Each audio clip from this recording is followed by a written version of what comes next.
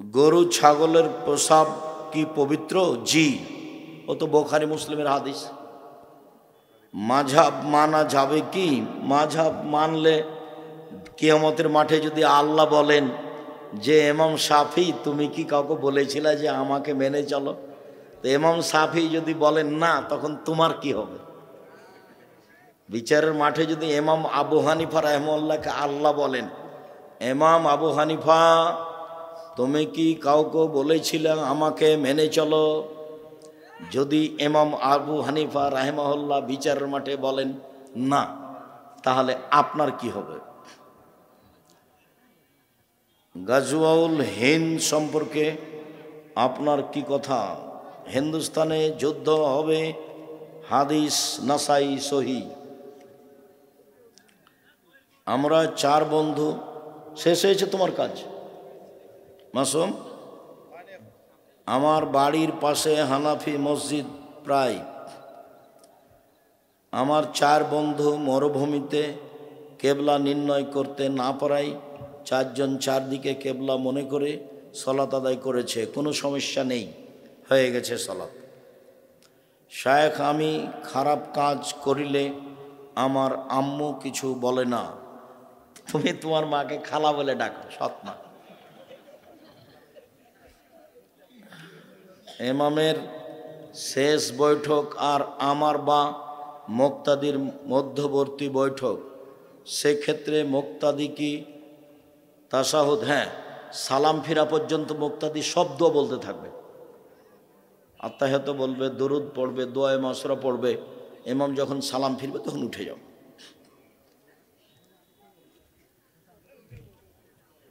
দিবারাত্রিতে 12 রাকাত সুন্নাত সালাত আদায়ের যে ফজিলত আছে, সে থেকে সব ওক্তে মসজিদের জামাতের সহিত ফরজ সালাত আদায় করা কি বাধ্যতামূলক? জি, ফরজ পড়তেই হবে, তারপরে সুন্নাত মসজিদে গিয়ে।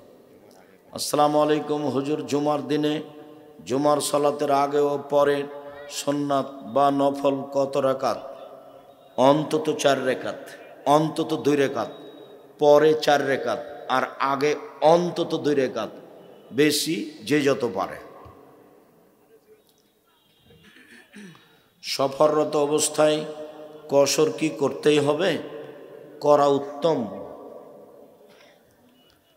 হুজুর 4 রাকাত নামাজে আমি 3য় রাকাত পেয়েছি, ইমাম সালাম ফেরানোর পর তুমি আরেক রাকাতে সূরা ফাতিহা মিলাবা, বাকি 2 রাকাত শুধু সূরা ফাতিহা। রুকু থেকে উঠে গেলে, আত্তাহিয়া থেকে উঠে গেলে বা রাকাতের কম অবস্থা হলে সহজ সিজদা। মাহফিল কমিটির পক্ষ থেকে যে মার্কেটের ব্যবস্থা, 2 হাত দিতে মুসাফা করলে কি মানুষ মুশরিকা হয়ে যায়? 2 হাত দিয়ে মুসাফা করলে বেদাত হবে, মুশরিক হবে কেন? আমরা আহলে হাদিসেরা সাহাবায়ে কেরামের সুন্নাতকে মানি না, তাহলে তাদের বর্ণিত হাদিস কেন মানব? তাদের সুন্নাতকে মানি না কে বলল? তুমি বুঝো না। তোমার কথা শুনে তোমাকে একটু বেঢঙ্গা মনে হলো। তোমার ঢং বুদ্ধি নেয় নাকি জিজ্ঞাসা করো কেন এভাবে? সাহাবীর কথাই তো আমরা মানি, তো উসমানের কথা মানেন না যে? উনি যে 2 আজান দিয়েছেন, তো এটা উসমানের, এটা ইজতেহাদ, তো এখন আর প্রয়োজন নাই, সেই জন্য মানি না। ইজতেহাদ, এখন মাইকে আজান হচ্ছে, ওরকমই যদি পাড়ার ওরকম কেউ যদি হয় যে শুনতে পায় না আজান, তাহলে ওই গ্রামের ওই মাথায় আজান দিবা আর একটা। টাকনোর নিচে কাপড় পরা হারাম। নারীরা কুকুরের মতো করে সিজদা দেয়। সিজদা পুরুষ নারী একই, বুকের নিচে ফাঁকা থাকবে, নারী পুরুষ একই হুকুম। এই কথাটা ওই সিজদার সময় বলতে হতো, তাড়াহুড়ার করে ছেড়ে দিয়েছে। তাবিজ ব্যবহার করা যাবে কি? কাবিরা গুনাহ, তাবিজ ব্যবহার করা যাবে না। বিয়ে করার সমর্থ আছে, খাওয়ারও সমর্থ আছে, তবুও বিয়ে করে না, এটা নোংরামি। কার সাথে কার বিয়ে হবে এটা 50,000 বছর আগে লেখা আছে, এটাই ঠিক, ওইভাবেই তোমাকে আগাতে হবে। সুদখোরের বাড়িতে মাদ্রাসার ছাত্র জাগির বা লজিং খেলে কি গুনাহের অংশীদার হবে? হ্যাঁ হবে। শায়েখ জামাত করা যাবে কি? শায়েখ আসসালামু আলাইকুম, শায়েখ ঘোড়ার গোস্ত খাওয়া যাবে? রুচি হলে খাও। আসসালামু আলাইকুম, বেদাতি প্রতিষ্ঠানে দান করা যাবে কি? না, বেদাতির প্রতিষ্ঠানে দান করা যাবে না। আমাদের এলাকার হুজুর তাবিজ বিক্রি করে, ওর পিছনে সালাত হবে না। শায়েখ শুক্রিয়া, জাজাকুমুল্লাহ খায়ের। আল্লাহ আমাদের যারা মারা গেছে তুমি তাদের কবরের শাস্তি মাফ করো। আমরা যারা অসুস্থ তুমি তাদের আরোগ্য দান করো। আমরা যারা বেঁচে আছি তুমি তাদেরকে তোমার রাসূলের পদ্ধতি অনুযায়ী চলার তৌফিক দান করো। ভিতরের সালাত একের হাদিসের সংখ্যা অনেক বেশি। বই একটা নেও না কেন? সিরিয়াল হাদিস দিয়ে রেখেছি, খালি জিজ্ঞাসা করলেই হবে। সালাতের উপরে সিরিয়াল হাদিস দেওয়া আছে 1 রাকাত ভিতরের, আর 3 রাকাত ভিতরের হাদিস বুখারী মুসলিম, তবে হাদিসের সংখ্যা কম। 1 রাকাত ভিতর নিয়মিত না পড়লেও অধিক দিন পড়াই ভালো। বর্তমান মোবাইল ফোনের ফিতনা থেকে বাঁচার উপায় কি? মোবাইল ব্যবহার করবা না। আমি জামিয়া সালাফিয়ার একটা কথা ছুটে গেছে, জামিয়া সালাফিয়ার ভর্তির তারিখ হলো 1 জানুয়ারি। ডিসেম্বরে ফরম নিতে হয়। দেশের সবচেয়ে বড় প্রতিষ্ঠান, দেশ বিদেশের শিক্ষক আছেন সেখানে, দেশের সর্ববৃহৎ প্রতিষ্ঠান। শিক্ষক সংখ্যায়, শিক্ষক গুণে, ছাত্র সংখ্যায় প্রায় 2000 ছেলে মেয়ে পড়াশোনা করে। ফরম হয় ডিসেম্বরে, ভর্তি হয় 1 জানুয়ারি। হযরত মুহাম্মদ সাল্লাল্লাহু আলাইহি ওয়াসাল্লামের বাবা কি এখনো জাহান্নামে আছে? জাহান্নামে তো কেউ যায়নি, আছে কি করে? যাবে কিনা সেটা তুমি বলতে পারো। তার বাপের জন্য ক্ষমার অনুমতি হয়নি, মায়ের জন্য ক্ষমার অনুমতি হয়নি, বিবরণে বোঝাই যায় জাহান্নামে যাবে। সালাতের দেরি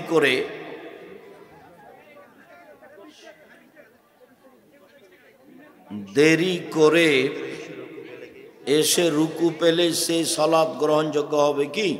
রুকুই রাকাত, এটা আল্লাহ নবী বলেছেন। এই জন্য সূরা ফাতিহা হয়নি, যে এটা সূরা ফাতিহা পড়ার জায়গা নয়, এই জন্য হয়নি।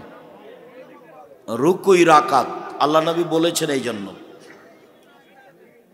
যে মাদ্রাসাগুলো এতিমখানা নয় সেগুলোতে কি দান করা যাবে? যাবে। এদেশের বেসরকারি কওমি মাদ্রাসা যদি শিরক মুক্ত, বিদাত মুক্ত হয় তাহলে করবেন দান। জামিয়া সালাফে 5000 ছেলেমেয়ের মধ্যে 519 জন এতিম ও অসহায়। বিবাহিত প্রবাসী কতদিন প্রবাসে থাকতে পারে? যতদিন উভয়ের সম্মতি আছে ততদিন। পিতার সাংসারিক অবস্থা ভালো থাকার পরেও ছেলেকে বিবাহ দেয় না, এটা অযোগ্য পিতা। তাফসির মাহফিলে কি তাফসির মাহফিলকে কেন্দ্র করে পত্র দিয়ে অনুষ্ঠানের মতো দাওয়াত খাওয়ায় টাকা নেওয়া কি শরীয়ত সম্মত? এই দাওয়াত তো খেতে পারবে না ও, এটা তো যাকাত ওসরের ভিক্ষা করা টাকা। উনি আসবেন, তাকে দাওয়াত দেওয়া হবে, যে দাওয়াত দিয়েছে সেই জন্য নিজের বাড়ির খাওয়ার খাওয়াই, এটা নয়।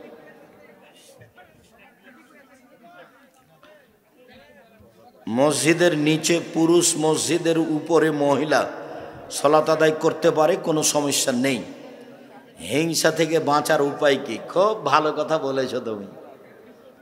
হিংসা থেকে বাঁচা খুব কঠিন।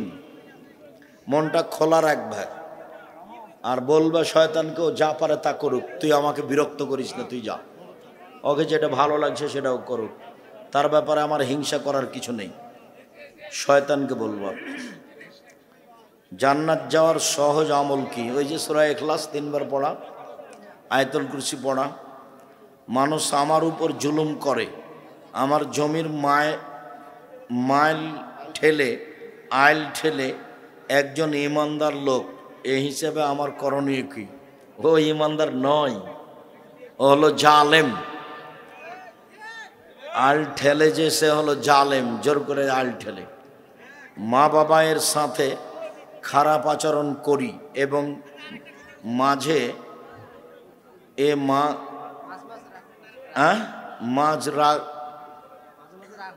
মাঝে মাঝে রাগ হয়, এগুলো থেকে বাঁচতে চাই, কিন্তু পারতেছি না। চেষ্টা করো, দোয়া করো, বাঁচতেই হবে। সাবধান, তোমার মায়ের ব্যাপারে আর মুখ খুলবে না কোনোদিন। চুপ থাকো, বিষের মতো মনে হলেও।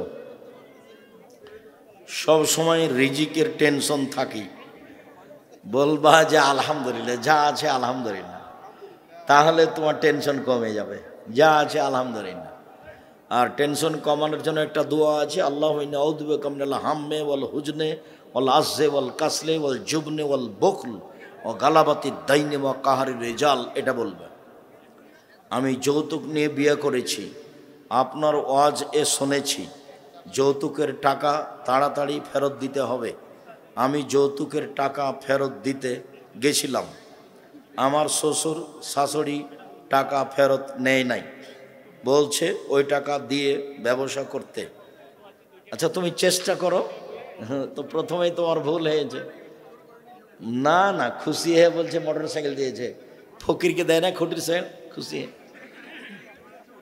না, ওগুলো কথা নয়। এই যে আব্দুল্লাহ, আব্দুর রহমান, আব্দুর রহিম আছে, ওর শ্বশুরেরা সাত করে একটা ঘড়ি দিব, এই কথা বলুক তো দেখি আমাকে, যে সাত করে একটা ঘড়ি দিব। তারা তো দেশ বিদেশ থেকে উচ্চ শিক্ষা অর্জন করে এসেছে, আলহামদুলিল্লাহ। তো একটা ঘড়ি দেওয়ার সাত করুক দেখি। মুসলমানদের সবচেয়ে বড় পরিচয় কি? আহলে হাদিস, হানাফি, মুসলিম। মুসলিম আহলে হাদিস, মুসলিম সালাফি। আহলে হাদিস বলা তো সহজ নয়। যে কাদিয়ানি সেও বলে মুসলিম, যে শিয়া সেও বলে মুসলিম। যখন সালাফি শব্দ হয় তখন কঠিন হয়ে যায়, যখন আহলে হাদিস শব্দ হয় তখন কঠিন হয়ে যায়।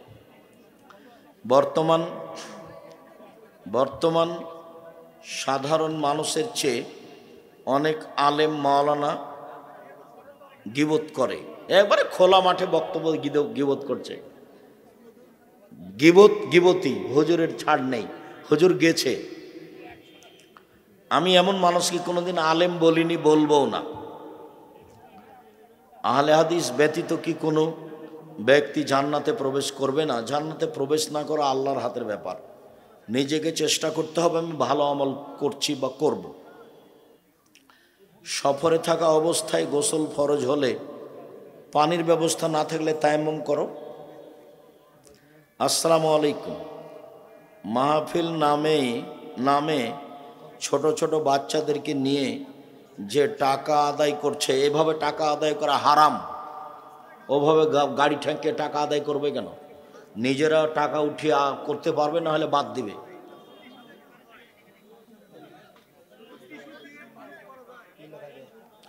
ঢেল টিস্যু পেপার ছাড়া হবে না।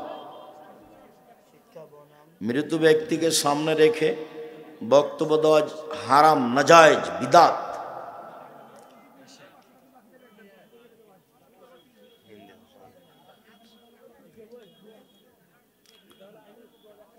বন্ধকি জমি চাষাবাদ করে খেলে কি হালাল হবে?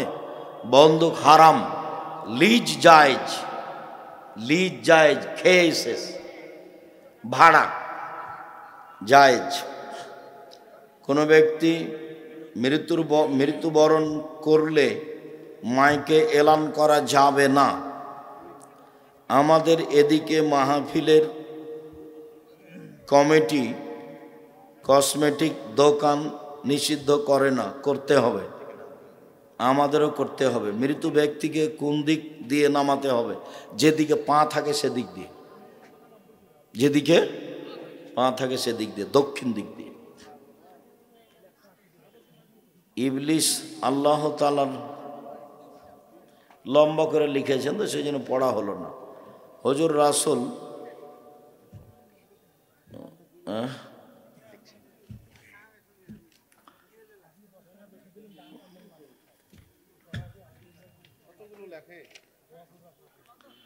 হুজুর কোরআনে সূরা নিসায় সম্পদ বন্টনের ক্ষেত্রে কালালা শব্দটি ব্যবহার করা হয়েছে। মূলত এই শব্দটি কি? আরবি শব্দ, ছেলে মেয়ে নেই যার। হযরত উসমান রাদিয়াল্লাহু তাআলা জুমার আজান, হযরত উসমান রাদিয়াল্লাহু তাআলা জুমার 2 আজান চালু করে কি বেদাত করেছেন? না, ওটা ইজতেহাদ, তুমি করলে বিদাত হবে। তখন প্রয়োজন ছিল, ইজতেহাদ করেছেন, এখন আর প্রয়োজন নাই, মাইকে আজান হচ্ছে, ইজতেহাদ শেষ। তুমি যদি 2 আজান দাও তাহলে তুমি বেদাতি, আর বেদাত আমল করছো। সেই কালে আব্দুল্লাহ ইবনে ওমর ওকে বেদাত বলেছে। শায়েখ পীর মানা যাবে কি যাবে না?